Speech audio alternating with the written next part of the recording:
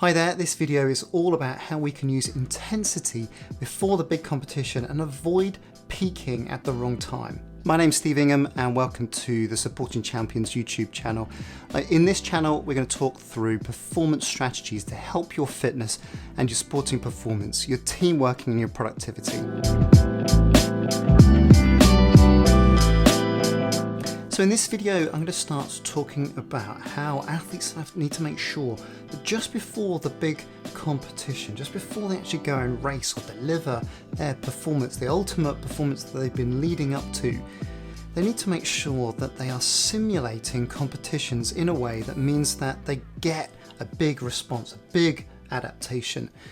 And this is all about using intensity.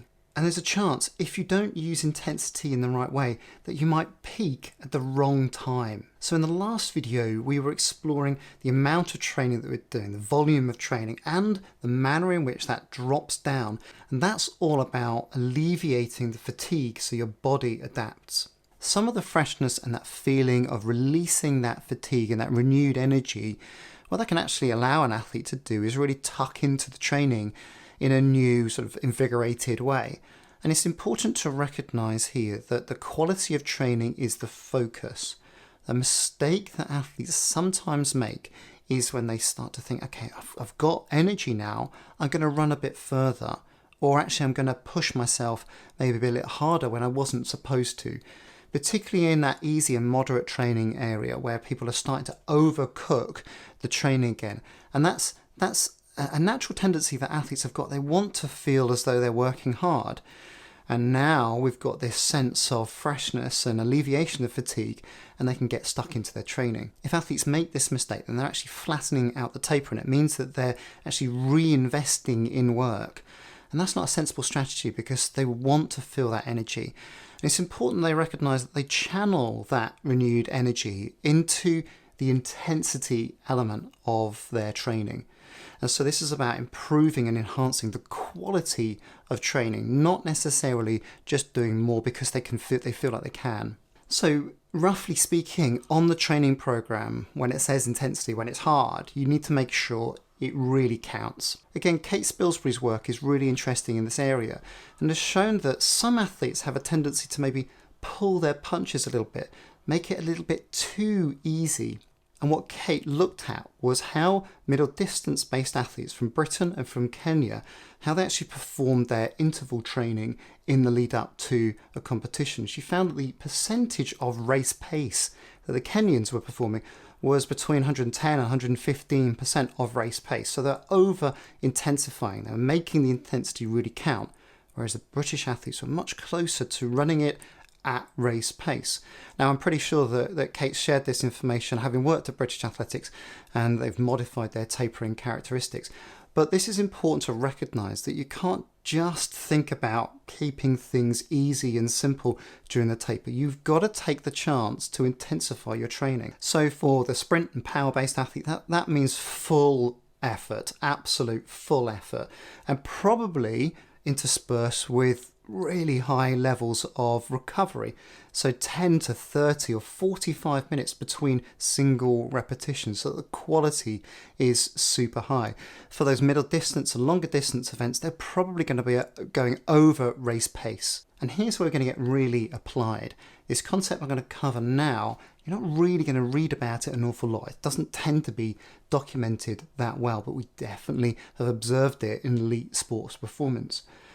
And so when I'm working with athletes on their taper, I will look to put and introduce what I call a big bang. And this is a training session that really is super intense, but it's sat in the middle of a taper. Typically, you're talking about a really hard session, 5 to 7 days out from the big competition. If it's endurance, maybe it's a little bit closer to the competition. If it's a sprint-based, power-based event, it's probably a little bit further away. And the origins of this come from when we're working with teams and athletes, and they went through their taper process, and then they got to the big competition and they didn't peak, they didn't perform at their best. They might not have actually matched their season's best, for example. And so what we can assume from that is either the work that led in or the taper didn't lead to this super compensatory effect, or that they were experiencing the peak at the wrong time.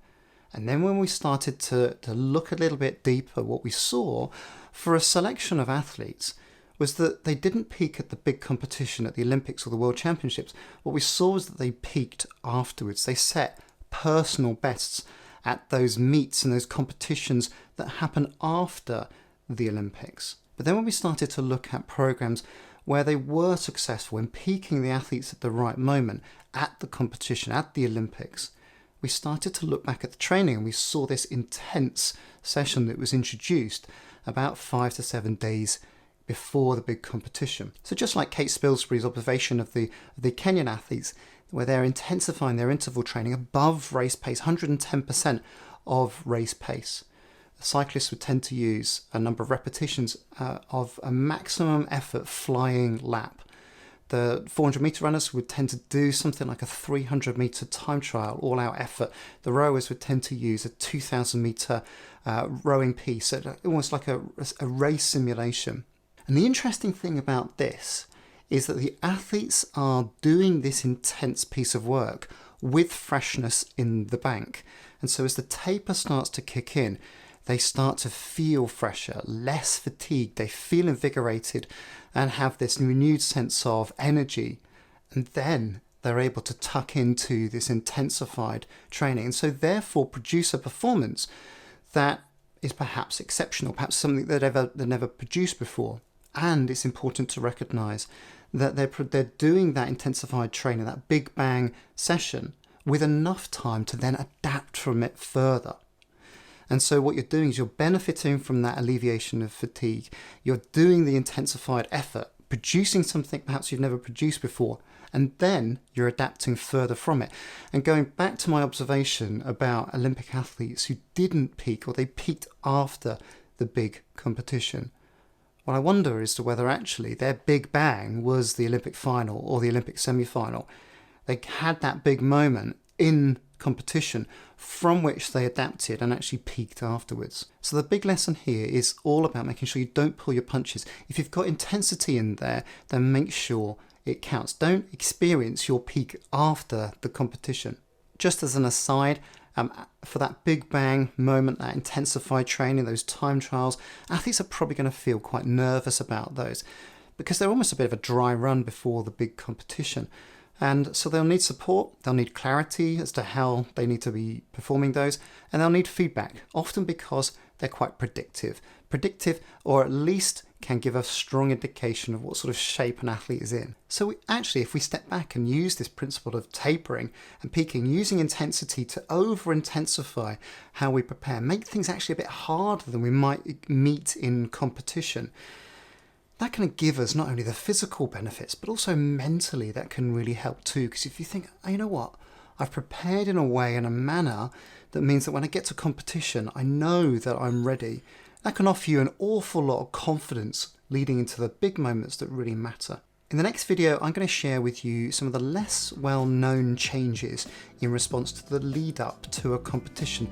For some athletes and coaches, this can be quite unexpected. If that sounds interesting to you, then consider subscribing so that you stay tuned. Thanks for watching.